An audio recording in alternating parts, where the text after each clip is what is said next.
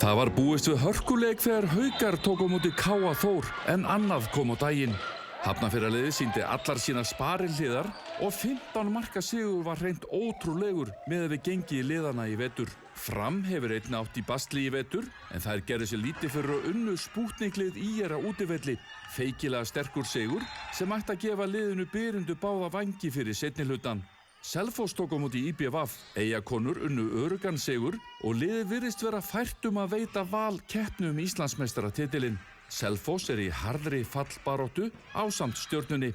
Neðsta liðið Stjarnan mætti ákveðið til leiks gegn Íslandsmeisturum Vals.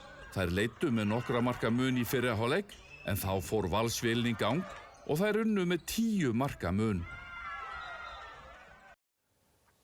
Rosalegu sigur Hauka, 15 marka sigur, 11 marka sigur Eyjakvenna, frábær sigur Framara og stór sigur Vals gegn Stjörnunni. Við ætlum að byrja á sjónvarpsleiknum okkar, Einar Ingi, en við ætlum að taka stöðuna, sjáum að Valur IBVF með 16 stig, IR 14 og sjáum að Fram og Haukar svona, þau mjaka sér aðeins upp og aðeins gefið á bátinn núna hjá K.A. Þór.